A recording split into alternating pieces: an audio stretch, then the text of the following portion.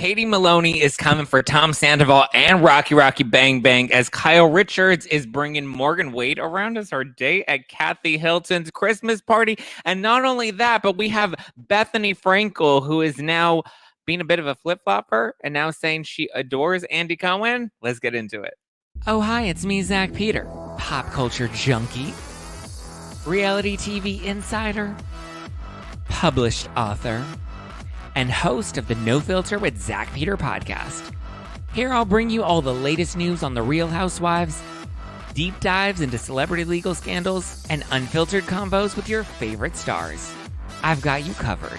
And yes, I always keep receipts. So be sure to hit that like button and subscribe for all the latest tea. Now, let's dive in.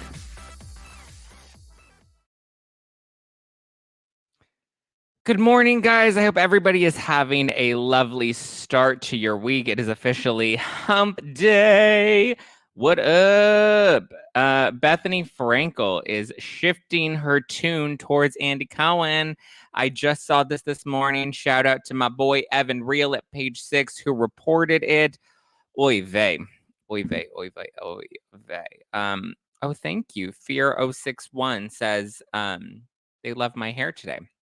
Muchas gracias. I have like an ombre vibe that I'm doing right now. I'm kind of letting the roots do their rooty vibe.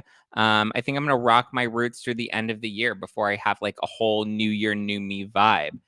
So I hope you enjoy it. I hope you like it. It's just we're letting, there's like a bit of a fade. The tone is less like bright blonde and it's more of like an ashy tone blonde. We're living life today.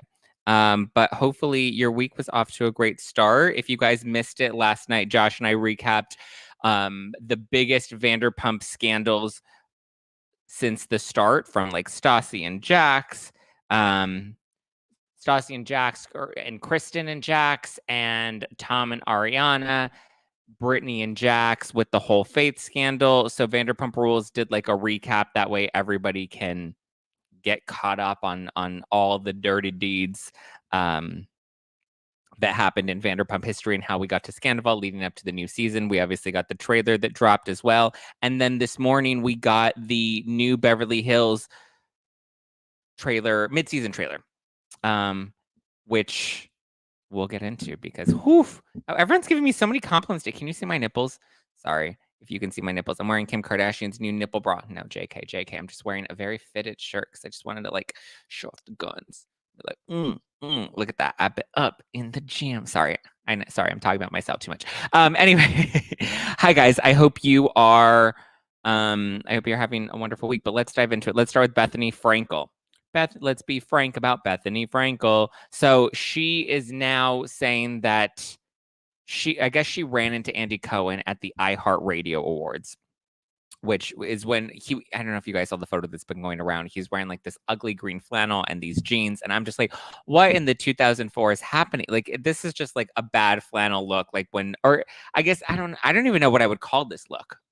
But it's literally Andy Cohen in like this ugly green, what is it? Boston Celtics, like St. Patrick's Day flannel that's like green and yellow, and then he has like baggy jeans and sneakers on, and that's what he wore to the iHeartRadio Awards.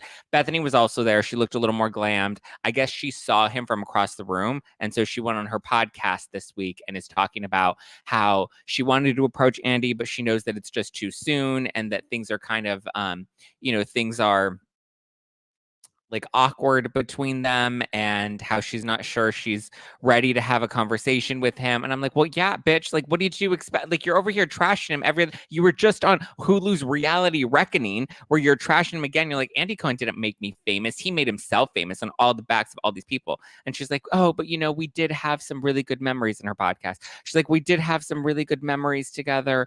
And, like, she adores him and all this stuff. And I'm just like, pick a lane, sister. Like, what are you doing? Like, what is it? Because Nene is suddenly back in good graces, or seemingly back in good graces with Bravo, and now you're kind of like, oh, maybe I should backtrack this and change my tune. Because even Nene deleted a lot of the social media posts about her interviews with Bethany. So Bethany confuses me, and the fact that she's now wanting to like make nice with Andy Cohen, it's like Andy's done with you, girl. Like I don't know what you thought you were gonna accomplish in any of this, but thank you. Next, we're done with you. Okay, we're gonna wrap it up with the sprinkle cookies, and we're gonna throw it in the garbage. We just want you to just be quiet. Okay, just be done. Just be gone. Okay, thank you. Next, we have Vanderpump Rules. It's coming back January 30th. The trailer looks so spicy. Lala responded to it because people are saying that, oh, Lala's so jealous of Ariana because at the end of the trailer, she has that line where she's delivering to Sheena about how she's never known somebody to get cheated on and suddenly they become God. And now everyone's like, oh, she's so jealous. And then Sheena went on Alex Baskin's new podcast with Bravo called Hot Mic, Bravo's Hot Mic podcast, which I didn't realize was paid. Like you have to pay, I think, $3.99 in order to listen to it. You can get clips of it and then you have to pay for the full thing. And I'm just like, Bravo. Like, come on. We already have to pay for Peacock. We already have to pay to watch Bravo because we need to pay for cable. Like, really, you're going to charge us for a podcast? Like, at least give us a podcast. Let us be interested in the podcast and then, like, have a subscription. I don't know. I was a little disappointed in that. But listen, Bravo's going to make their money. And Alex Baskin, I think, is a great host. So he had on Sheena Marie. I guess she's no longer going by Sheena Shea. She's fully embracing Sheena Marie. So he had Sheena Marie on and one of the other Vanderpump Rules producers, and they talk about the new season. And Sheena breaks down and she's like, I don't think Ariana really understands how hard all of this was on me, which I get. You know, I get it. That like this was challenging considering Sheena did have like I'm just thinking being in Sheena's position, right? I know we hate Sandoval. I know what he did was terrible. I know people don't like him. I'm not condoning any of his actions or his behavior. And trust me, I've dragged him a lot. That said, though, Sheena was friends with him and she's been friends with him for a very long time. I don't think that history goes away. Think of one of your long-term friends, right? If you're put in a situation where one of your friends cheats on another one of your friends, but you have a history with, like, I don't know. I just think it's a confusing situation and it's a tough position to be in because obviously, not only does Sandoval have the cast that's against him, but there's also like the entire world that's dragging him, beating him up. If I consider myself to be, you know, a fairly empathetic person, right? If I were in a position where I saw one of my friends act poorly, and I was not happy with them and I was very hurt by their actions, but yet you still have the world that's beating up on this person. That love and that care that I had for that person doesn't just go away. So I understand that there is going to be a complex mix of emotions, right? We're humans. We don't just feel one thing or change tunes and go from one thing to the next. Some people can flip it off like a light switch. I think Katie's one of those people. I think Lala. I mean, Lala, I think, has had some sort of evolution, though, right? Because she was very much like she hated Sandoval and now she's kind of like changed her tune to him a bit. It's just, it's complicated, right? And Deb says Sheena and Sandoval were legit friends before any of the other girls were introduced to the cast. Yeah, I agree. She was friends with Sandoval before she was friends with Ariana. Now Sheena and Lala have something to protect. I saw a huge change in both women on becoming mothers. Yeah, that too. Sheena makes a point. She loves Ariana, though, and she's a mama now. Summer doesn't need bad energy. I agree with that. And part of, you know, I would assume being a good mother and setting a good example is forgiveness, right? And I think there you can forgive Tom with also not condoning what he's done. You know, forgiveness is a really hard thing to do. I've had to forgive people myself, and forgiveness is not necessarily for that other person or it's not to redeem that other person, but it's more of like for your own personal healing. And I would imagine Sheena would have to forgive Tom in order to heal from that situation herself. I thought Sheena and Ariana were best friends when Ariana came on the show. They were good for well, Sheena was working with Sandoval prior to the show. They didn't just start working together once the show started, but Sheena was close with Ariana. Yes, when Ariana came on the show in season 2, she had already been really close with they'd already been really close in season 1. I think there was a scene in like season 1 where Ariana was like kind of there and she didn't really want to film. And she's talked about it where she said like, I didn't really want to film, but like I did it because she didn't wanted somebody to film with because none of the other girls wanted to film with her. And Ariana, I think, has been open about that was the reason she joined the show was because Sheena needed an ally and all the other girls were being mean to her. They were being mean girls. You can forgive him, but then forget him and not let him around you. Yes, you can, but like that's an individual choice, an individual decision. And Sheena went through, you know, the complex balance of that. And so I don't judge. I know a lot of people are judging Sheena and beating her up for that. I don't judge her for that. I think she made the decision that she felt was the best choice for her to make. I think it's easy for us watching a reality show when we look at it from the lens of entertainment and cast members and characters rather than these are real people that have real friendships. Housewives Land is a bit different, right? Like when you see Teddy and Lisa Vanderpump's friendship fall apart on the show, Teddy was cast on the show. They kind of were working friends. These people have history together. These people have been friends, and they were friends when they were broke, right? They were friends when they had nothing. They were roommates with each other, Tom and Sandoval and Schwartz and Jax. You know, they found each other on Craigslist. Like these people have history together. And when you go through life together and you have that type of history, when you're broke to now you have kids and houses and careers, it's different, right? And when you go through so much life with people, it's hard to let those people go. You know, I even find for me as I get older, making friends or allowing people into my life does become more challenging because the new people that you meet are never going to know your history. They're never going to know who you were in your 20s, in your early 20s. Like they're never going to understand your history the way an old friend would. You know, a new friend is only going to meet you where you're at and know you from there and be able to stand by your side moving forward. But that history means something. And I know for me, even my longest friendships, when there have been fractures or fallings out or distance, you know, I do want to continue to invest in those relationships because that history is important. That history means something at some point. Sorry, I didn't mean to come on here and be so poignant this morning, but I just figured while we were on that. But on that note, Lala Ken ended up posting a photo of her butt. And she said, jealous of what? Your ugly leather pants. Basically saying, responding to everybody that's claiming she's jealous of Ariana and making a funny, cheeky joke. So I'm here for it. She's showing her booty. She's like, booty, booty, booty, booty, rocking everywhere, rocking everywhere, rocking everywhere. And she didn't even need to sell it like Leah McSweeney for $15 on OnlyFans. Hey. Okay.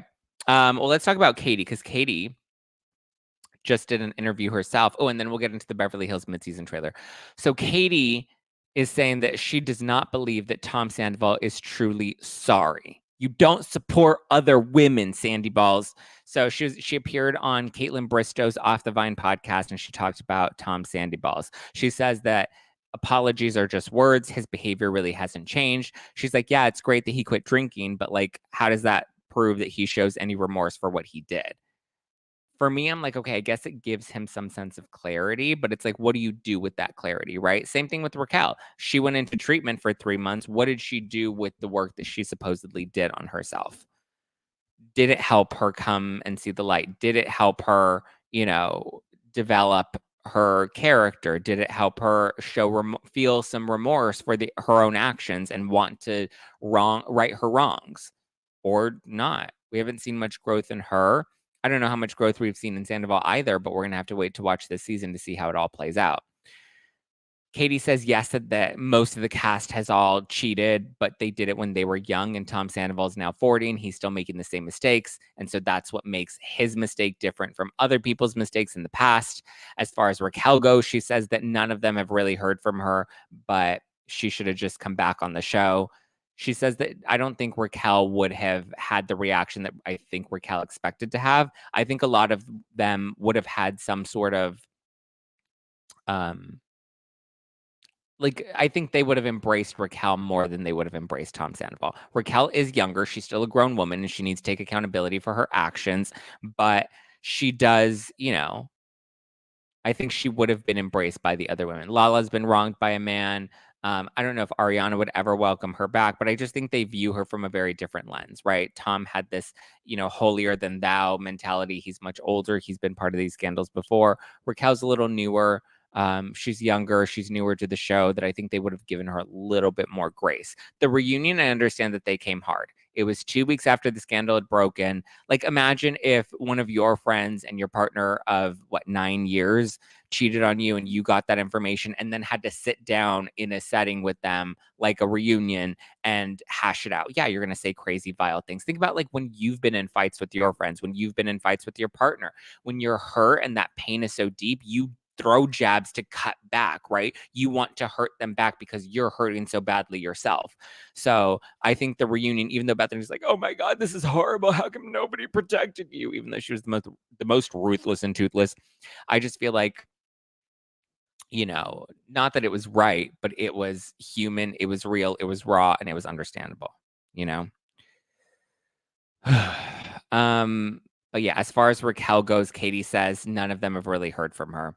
And she just doesn't understand why Raquel's suddenly jumping back into the limelight, and now she wants to launch a podcast if she was really done with all of this, but she was done with this world and done with this life that burned her.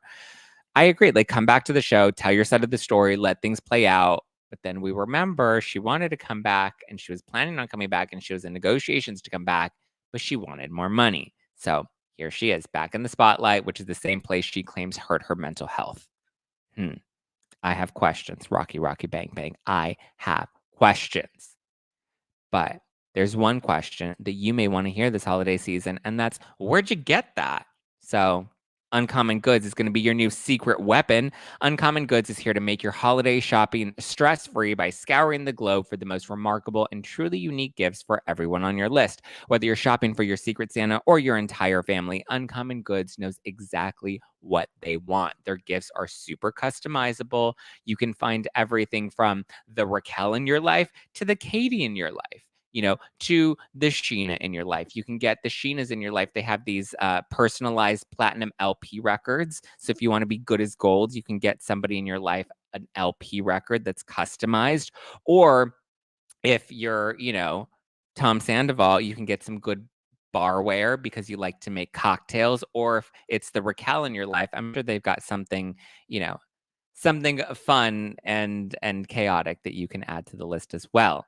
But when you shop at Uncommon James, when you shop at Uncommon Goods, not Uncommon James, Uncommon James is Kristen Cavallari's business. Uncommon Goods, you support artists and small independent businesses. These fine products are often made in small batches. So shop now before they sell out this holiday season. To get 15% off your next gift, go to uncommongoods.com/no-filter and subscribe. That's uncommongoods.com/no-filter. Enter your email and receive 15% off. Don't miss out on this limited time offer. Uncommon Goods. We're all out of the ordinary. Woo woo. Financial anxiety, anyone? Well, worrying about it doesn't help. Earnin does. Earnin is an app that gives you access to your paycheck as you work, up to $100 per day or up to $750 per pay period. Just download the Earnin app and verify your paycheck. Then access up to $100 a day as you work and leave an optional tip. Any money you access plus tips are automatically repaid from your next paycheck. It's great for any last-minute gifts for loved ones this holiday season, or if you spend a little too much and you're worried about your rent, it's a great little advance to make sure you're always covered. Download Earnin today, spelled EARNIN, in the Google Play or Apple App Store. When you download the Earnin app, type in No Filter under podcast when you sign up because it helps me, it helps support the show. That's No Filter under podcast. Subject to your available earnings, location, daily max, and pay period max. See earnin.com/TOS for details. Earnin is a financial technology company, not a bank. Bank products are issued by Evolve Bank and Trust, member FDIC. Okay. Shall we talk about this Beverly Hills mid-season trailer? Because I don't know how y'all are feeling about it. To me, it was a little lackluster. I was like, what is going on? So we open up. Everybody's celebrating. It looks like we're going to Spain. We're finally getting the Spain trip. We see the girls being a little naughty, licking each other's toes, licking each other's tongues, doing the damn thing. Where Garcelle's talking to her kids about sex, and they're like, "Oh, mom, please stop," because nobody wants to talk to their mom about sex. We see the SoFi finale party where Erica Jane performs when Kyle hosted her white party. I was there. It was fun. I can't wait for that to air so I can finally talk about it. It was great. Erica killed that performance. Such a fun night. The white party. Killing it. So we get all the shots of Erica, and she's like, "It's expensive to be me." Sutton falls over. Then we get to Spain. The ladies are dancing. They're doing their damn thing. Kyle's looking for Hermes. She's like, "Donde está Hermes?" Then we see them in a church. We're, seeing them just, I guess, play out their Spain vacation. It doesn't look as interesting. We see Anne Marie and Sutton going at it. We see Kim and Kyle talking about, I'm assuming, Kathy, and how Kyle said she's afraid to let her back into her life. Erica's looking for some remorse and redemption as she releases, it looks like, some flowers, as we know. It looks like white roses.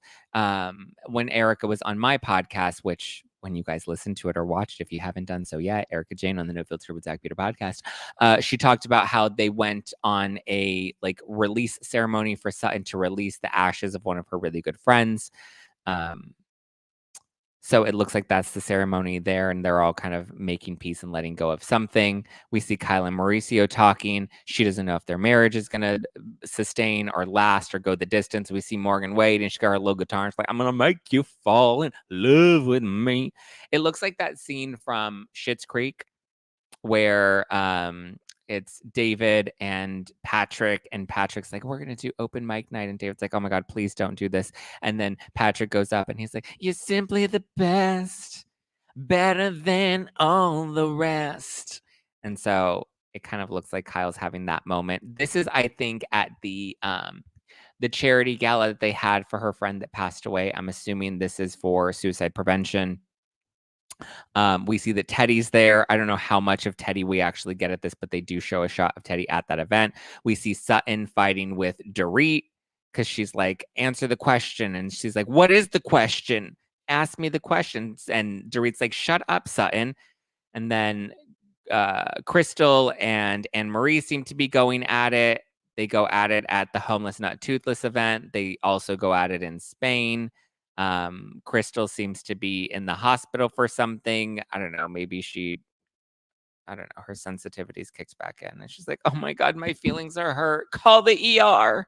Take me to the emergency room. Call 911. My feelings have been hurt.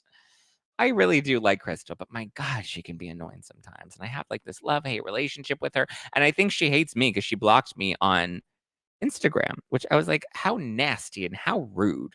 But furthermore, I saw her at Kyle's white party at SoFi Stadium. And you know who was really nice to me? Crystal. Crystal was very nice to me. And I was like, girlfriend, why do you have me blocked on Instagram if you got a problem with me? Brick wall waterfall. Crystal thinks she's got it all, but she don't. And I do. So boom with that attitude. Peace punch, Captain Crunch. I got something you can't touch. Reese's Pieces pick me up. Mess with me, I'll mess you up. Boom. I do like Crystal. That was a little shady, but I do enjoy her. And I like her more this season. I feel like she's let her guard down. She's like calling the girls out, like when they were at the Magic Mike thing, and she's like, bitch, you should have brought your pants. You're stupid. I was like, oh, Crystal, okay. I like this little sassier, saucier side of Crystal. I like that we're getting to see that a little bit more. But I've always said we always have to wait for like a third season of a housewife in order to really get the full range of like who they are, right? Season 1's new territory. Season 2, I think they come in with a bit of an agenda. They have a glow up. They, change their personality a little bit based off of what they think the audience is going to like, especially if they had a good season or a bad first season. And then by season 3, they kind of are able to find their footing. But I mean, if we're already at the mid-season, I mean, I guess we got the dinner party from how we're on episode 7 now for Beverly Hills. All right. I mean, I can't believe we're already, at the mid-season trailer point, but you know what? It's a good season. I like when the seasons are a bit shorter rather than being dragged out. So we'll see. We'll see what we get. It doesn't look that good, though. I think the biggest drama seems to be between Crystal and Anne-Marie. Erica's teased that Anne-Marie really lets Crystal have it in Spain. So we'll see how that continues to play out. And then the Kyle and Mauricio stuff. I don't know how much more of Morgan Wade we're actually going to get. And the Kyle and Mauricio stuff doesn't really play out until the finale, now that Kyle has kind of, ignored that her marriage is fine. And she, Sutton and Garcelle were kind of questioning it. And she's like, no, it's fine. We're having trouble, but it's fine. So I don't think we're going to get much more of her marital issues, at least not that deeply now that she shut it down and wanted to move on from it. I think the other ladies kind of move on from it and start to move on to other beef and other drama. But it's interesting. I saw somebody talking about this on Twitter, how this season Sutton really is playing the role of Lisa Rinna. She's like, coming at people. She's poking. She's asking questions. And people are really embracing Sutton doing it and not really. And they hated Lisa Rinna when she did it. Like, people, I think, loved Lisa Rinna at the beginning when she would kind of push these storylines forward. And now Sutton's kind of taking on that role. And everybody's embracing Sutton right now. And I'm just kind of like, I like Sutton. But it's just interesting how people, I mean, it was like Jen, Shawn, Erica Jane, right? Now it's like Lisa Rinna and Sutton Strack. I think people have double standards based off of, just who they personally like or dislike. And so I think Sutton is definitely being a bit of a pot stir. But while we're on the topic of Beverly Hills and Morgan Wade, Kyle Richards did bring Morgan Wade as her +1 to Kathy Hilton's Christmas party. You know who was not there? Mauricio, who knows where maybe he was with his Dance with the Stars partner. I don't know. But Morgan Wade was there. They took several photos together with other people, which is interesting, right? Because normally, like if I go to an event and I bring a +1 with me and I'm taking photos with other people, like I'm taking photos with other people, my friends, my family members, whatever, whoever it is, I'm the one that's taking the photo with them, right? It's interesting that in all of these photos, though, that Kyle is taking with other people, Morgan Wade is also in them. You usually only do that when you're in like a couple situation, right? And in some cases, you don't even do that when you're in a couple situation, but I just found it interesting that there aren't really many, from what I've seen, there aren't many solo photos of Kyle together. They're all photos of Kyle with other people, or sorry, with Morgan Wade and other people. Did Kyle post anything from the Christmas party? Or I guess she posted a reel. There's a photo of her and Kathy. What's a photo of Kyle, Morgan Wade, and Paris. A photo of Kyle, Morgan Wade, and is that Alex Baskin? Kyle, Morgan Wade, and Kathy Hilton. Okay, here's one of Kyle, Kathy, and Tiffany Haddish. Kyle, Kathy, Faye, Justin Sylvester.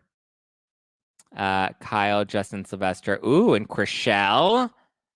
Okay. Interessante. Morgan Wade. Again, we have Kyle and her girls. What is this? Such a beautiful weekend surrounded by family and friends. So yeah, Kyle's living her best life. And it's, Brenda Lee rocking around the Christmas tree. But it's just interesting that there are so many of these photos that Kyle is posting on her Instagram, and they're all with Morgan Wade. Like, don't you think you'd want to take a picture with your niece, just you and your niece, or you and Alex Baskin is just you and Alex Baskin? Like, why would you feel the need to? I'm assuming this is Alex Baskin, right? Yeah, it's Alex Baskin. Okay. Like, why would you feel the need to incorporate Morgan into all of these photos? I'm gonna make you fall in love with me. I don't know, but it's becoming more and more apparent. Dun dun dun dun dun dun dun. Rinna said last season, Andy put me on pause. And so he did. Well, actually, Andy doesn't make those casting decisions. They're made by the executives. Andy happens to be one of those executives. And as we saw in the premiere of this season of Real Houses of Beverly Hills, we see Lisa Rinna's resignation letter that they showed on the show. So it seems like the door is still open for Rinna to return. I don't think Rinna will come back, though.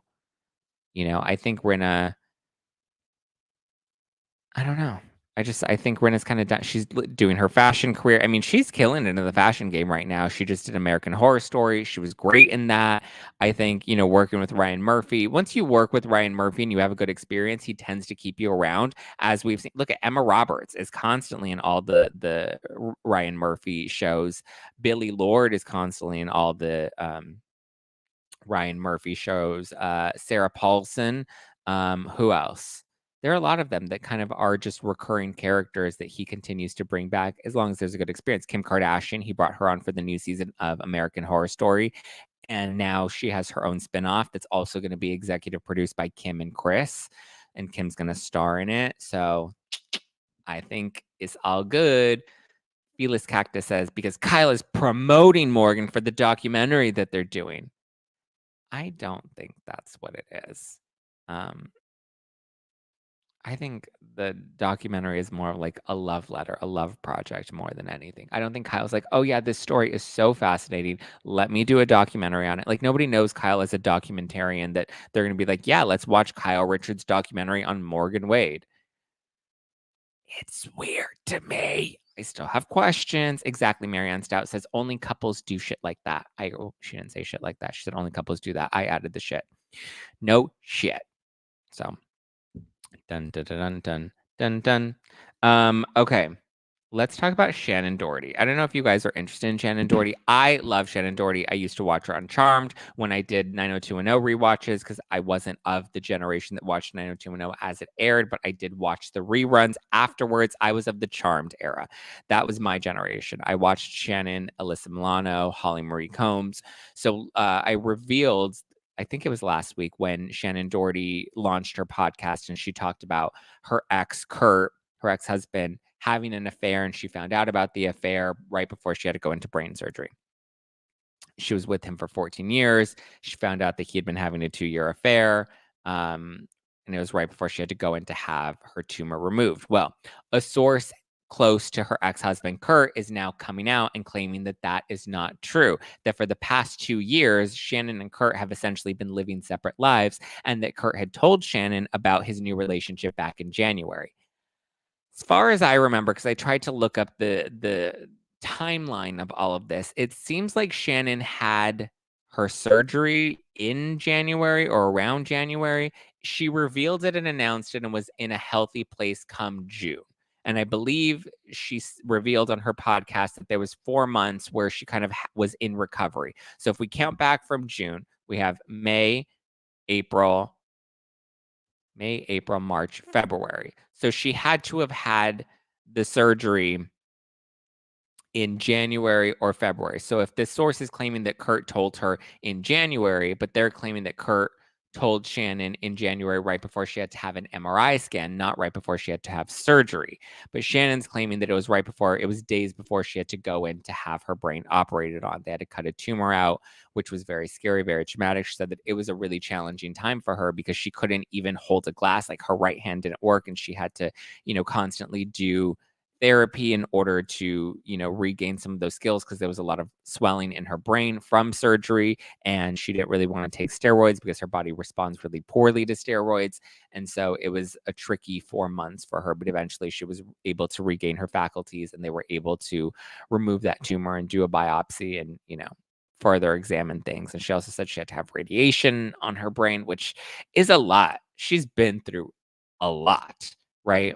Well, apparently, according to this source as well, Kurt has been living in Texas while Shannon's been in California for the past 2 years. Shannon's claiming that this source is lying. She's saying that this isn't true and the truth matters. That's what she posted on her social media. But so Kurt, a source, not Kurt himself, but a source, I'm assuming Kurt, is talking to TMZ and saying that that's not true. But I mean, here's the thing, even if you told her in January and she had brain surgery in February, that's still right before she had to go have brain surgery. Even if it was right before the MRI, that's still a challenging and traumatic time. And the source also claims that Kurt wanted to come back to California to be there with Shannen and for Shannen as she went through surgery. And she was like, hell no, you have a girlfriend. You've had a girlfriend for 2 years. Like, that's crazy.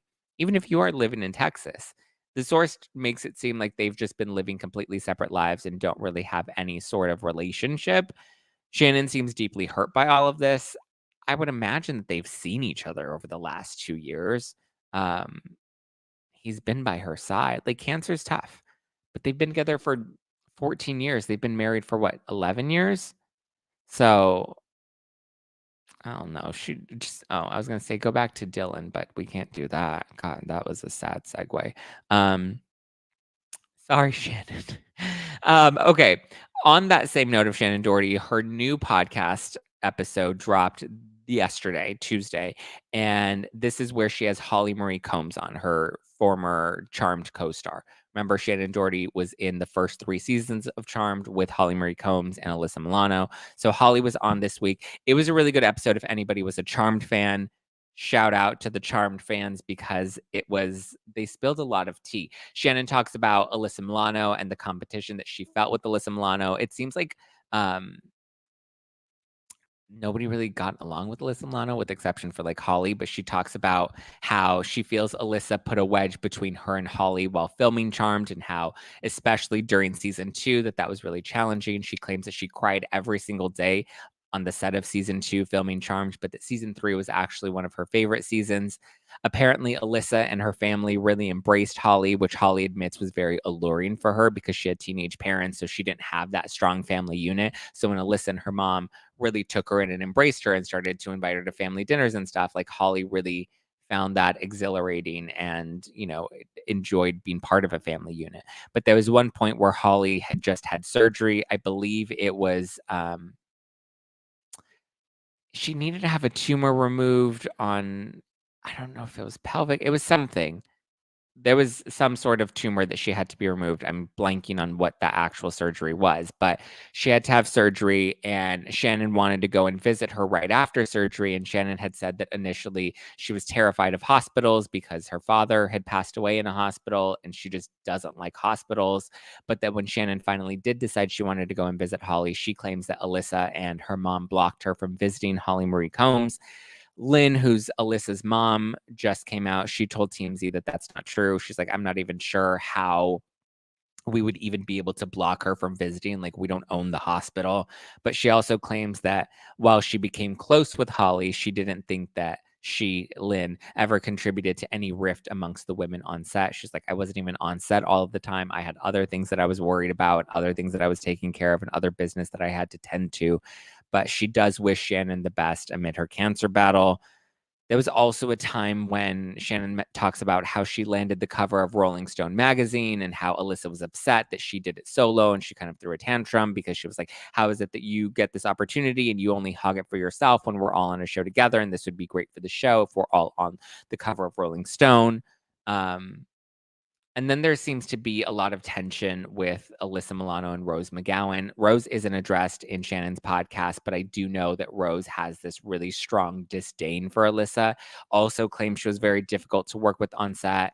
But it's interesting, right? Shannen says that she has no interest in reading Alyssa's book, which I believe came out last year or 2021.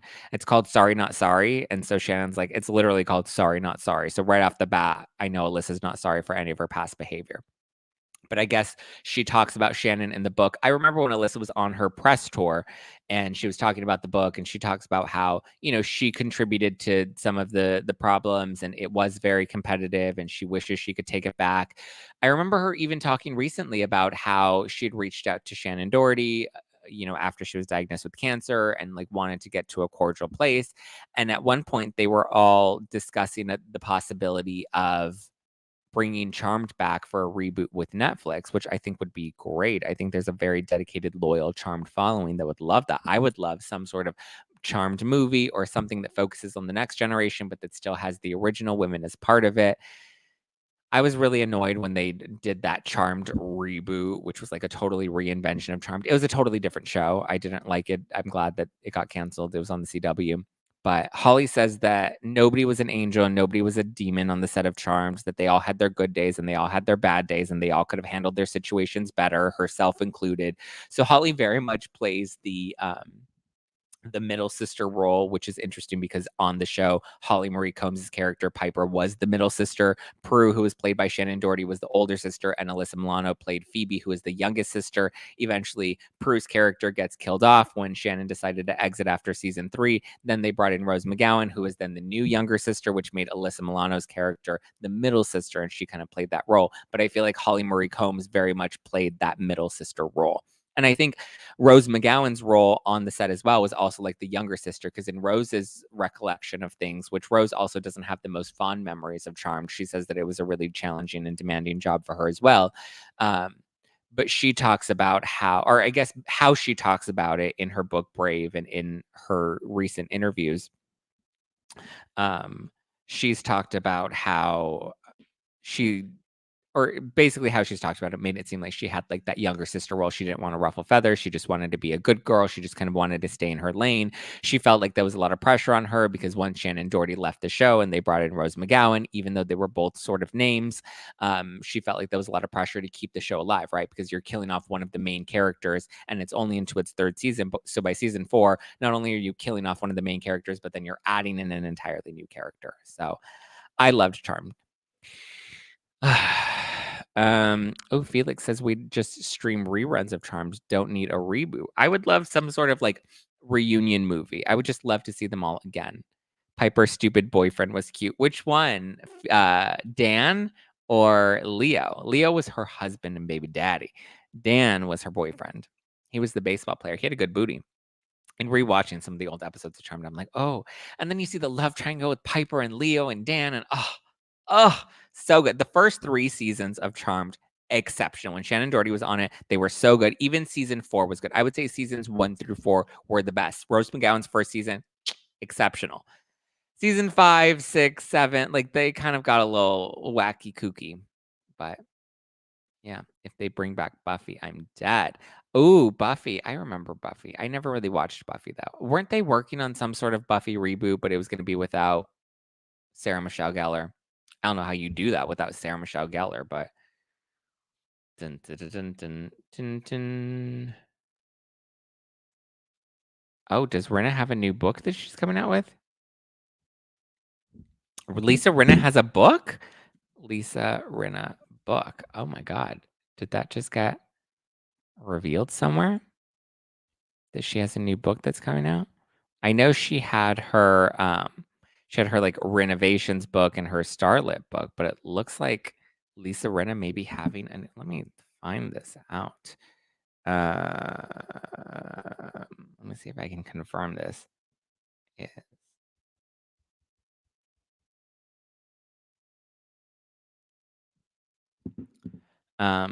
Yeah. She did Dancing with the Stars. I loved all the scripted series with the magical characters. I did too. We were just having that conversation the other day. I'm not into like the vampire stuff, but all the witches and stuff. I love the witches and stuff. All those 90s, early 2000s shows about vampires, witches, and spooks. So good. They were great. Angel, Buffy, Charmed, all of it. But let me know what other topics you guys are interested in besides Housewives, Bravo, World. I love, diving into the Paris Hilton stuff. I love diving into Shannen Doherty. I love pop culture and celebrity culture in general. So if there are other shows or other topics that you guys would be interested in discussing on the podcast, like I would love to get Shannen Doherty on the podcast. One of my favorite interviews was when I got to interview Jenny McCarthy. And she has nothing to do with Housewives World. She kind of knows about it, so she weighed in on some of it. But like that was great. I would love to interview. I mean, Kathy probably wouldn't give me a real interview, but I don't think Paris would ever give me a real. I would love like a Paris Hilton interview. I would love a Kardashian interview. I would love Jenny's husband, Donnie Wahlberg from New Kids on the Block. We're working on trying to see when he's in LA to tape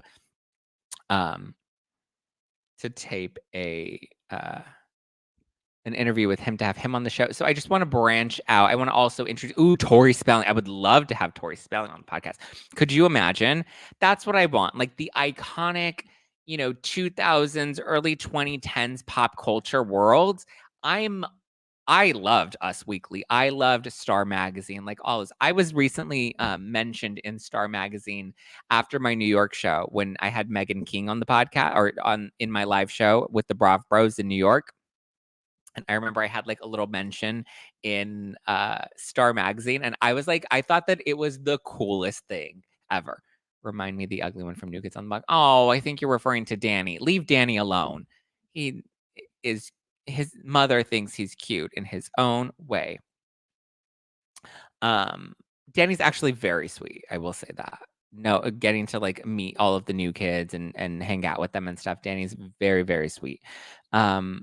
But yeah, I thought it was like the coolest thing to get like a mention in Star Magazine. I was like, I remember growing up reading Star Magazine. Like that to me was just so fun and so well. It's funny to see how my life has kind of merged with all of this pop culture world. Like I remember when I did back in 2020 when we were in pandemic land and I started to get more on YouTube and I was doing interviews with the ladies of like Rock of Love and Flavor of Love, and I was starting to bring all of them back. I've interviewed Tiffany Pollard before everybody was all into her again. I had Tiffany Pollard on the podcast. Megan Hauserman from Megan Wants a Millionaire and Rock of Love. Remember with the Ryan Jenkins scandal. Lacey Skulls from Rock of Love and Charm School. Who else did I have on? Safiri, who is the winner of Charm School, Flavor of Love Charm School. I had a lot of that. Dave 12 Pack. Oof. Remember Heat and 12 Pack, and they were the party boys and they would go around. I remember doing that was fun. And then I remember I got into like some beef with Heather Chadwell. I remember Crazy Heather from Rock of Love. she was crazy. And then she was like wanting to sue me because of my interviews with people. It was just great to be like, wow, back in the day, I used to watch those shows, and then now here I am. Like I was like, getting closer to Lacey at the time. Like we would text and like, it was just funny to like look at how I used to watch those shows. And then I was like, fighting with Heather Chadwell. We were like having this like a wild beef on social media. It's just funny. Oh my God, you should do a panel of one of the live shows. What do you mean? A panel of what live shows? Danny had a jawline that people pay for these days. Danny who? Oh, Danny Wood from New Kids on the Block. Yeah. Oh, I did a panel with New Kids on the Block back in May. In May, I hosted the panel at BlockCon. They did a BlockCon event, which was really cool. I don't think BlockCon's coming back next year. Unfortunately, I think BlockCon might be done, but that was really fun. I loved getting to go there and participate in that. I have to tell that story one day about BlockCon because that was an interesting adventure. I'm so grateful for the opportunity and had such a blast in Chicago. And they were so great and so accommodating, and just so good to me. So, but there is tea to spill there. Not bad tea and nothing about the boys themselves, but just interesting experiences that I also had behind the scenes of that. But yeah, all good stuff. But yeah, let me know what other shows and topics you guys are interested in. That way we can dive into. I would love, I would love to interview people like Zac Efron. Could you imagine, like Zac Efron revisiting High School Musical days, like Brenda Song, Macaulay Culkin, like just iconic figures in pop culture. I would love to like catch up with them now. What have you done since every rose has its thorn? Yeah. Every rose has its thorn. Do a panel with the Rock of Love girls and Flavor of Love girls. Ooh, what about like a mix? That would be so fun. But they're not all local. They're all like spread throughout the US. Because remember, the show wasn't city based. They would fly people into one specific location. So, all right. Well, I guess that's all I have for you guys. I hope you are enjoying your hump day. I love you. I appreciate you. I will be back on YouTube this evening with Josh from Louisiana. We will be recapping Real Houses of Salt Lake City on my YouTube channel, youtube.com/justplainzack. Zack Peter on YouTube. You can look it up, find me. Josh is also on YouTube. Last night we were on his channel and we did a recap of Vanderpump Rules' biggest scandals leading up to Sandoval. So go and check that out. Josh from Louisiana is his handle on YouTube. Joshua Roberts is his name. So you can go subscribe to him, show him some love, catch our recap.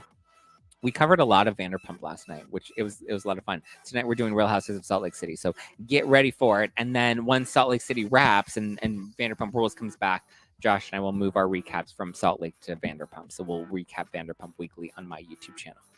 Every rose has its thorn. All right, guys, I love you. I appreciate you. Have a wonderful day. I'll talk to you again tomorrow morning.